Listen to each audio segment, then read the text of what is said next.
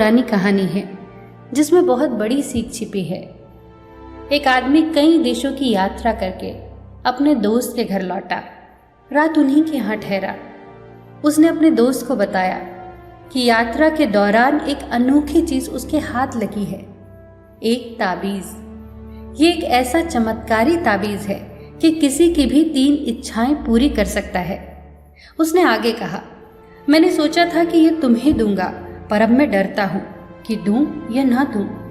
मेरी भी 3 इच्छाएं इस ताबीज ने पूरी की हैं, मगर परिणाम बहुत भयंकर थे।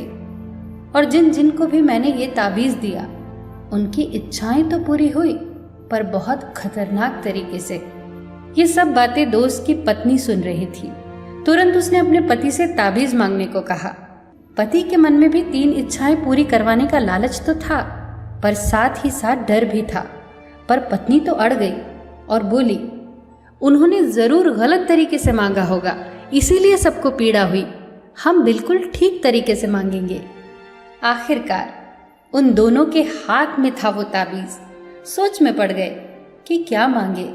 पत्नी ने कहा, 1 लाख रुपए मांग लो। उस समय 1 लाख रुपए बहुत बड़ी बात थी। आखिरकार दोनों ने मिलकर मांग ही लिए 1 लाख रुपए। ताबीज अचानक झटक कर हाथ से गिर गया, मतलब मांग पूरी हो गई। कुछ देर बाद ही दरवाजे पर दस्तक हुई। राजा के सैनिक दरवाजे पर थे। उन्होंने ये सूचना दी कि उनका जो लड़का सेना में भर्ती था वो मारा गया और मुआवजे के तौर पर राजा ने 1 लाख रुपए भिजवाए हैं। दोनों सिर पीट कर रोने लगे, पर अब कुछ नहीं हो सकता था। दोस्त ने तो पहले ही कहा था कि इच्छाएं तो पूरी होंगी, लेकिन भयंकर तरीके से। पत्नी ने रोते हुए पति से कहा कि दूसरी इच्छा मांग लो, हमारा बेटा जिंदा हो जाए। दोनों ने फिर से वो ताबीज उठाया और मांगा कि बेटा वापस जीवित हो जाए। ताबीज फिर से झटक कर जमीन पर गिर गया, मतलब इच्छा पूरी हो गई। कुछ देर बाद दरवाजे पर फिर से दस्तक हुई। उन्होंने दरवाजा खोला तो वहां कोई नहीं था, पर एक आवाज आई, माँ मैं आ गया। ये तो उनके बेटे की आवाज थी, पर वहां तो कोई नहीं था। बस एक साया महसूस हो रहा था, जिसकी आवाज हूबहू उनके लड़के के जैसी थी। वो कोई और नहीं, उनके लड़के का प्रेत था। क्योंकि उसके शरीर का दाह संस्कार किया जा चुका था, इसीलिए वो अपना शरीर धारण नहीं कर सका और प्रेत योनि में चला गया। ये तो और भी भयंकर परिस्थिति थी। चाहे कितना भी प्रिय हो कोई, उनकी मुक्ति सब चाहते हैं। कोई नहीं चाहता कि कोई प्रेत योनि में भटके। अब दोनों को कुछ समझ नहीं आया कि क्या मांगे अब ताबीज से।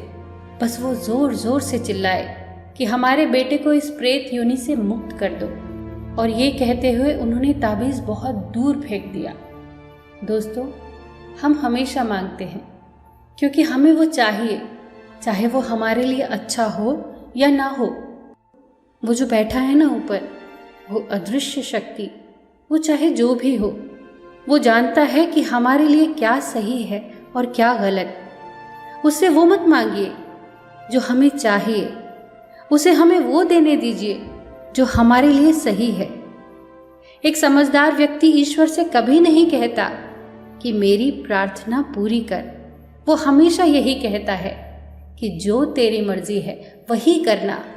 बस एक बात याद रखिए, आपकी हर चाल के बाद अगली चाल वो चलता है, वो ऊपर बैठा बाजीगर।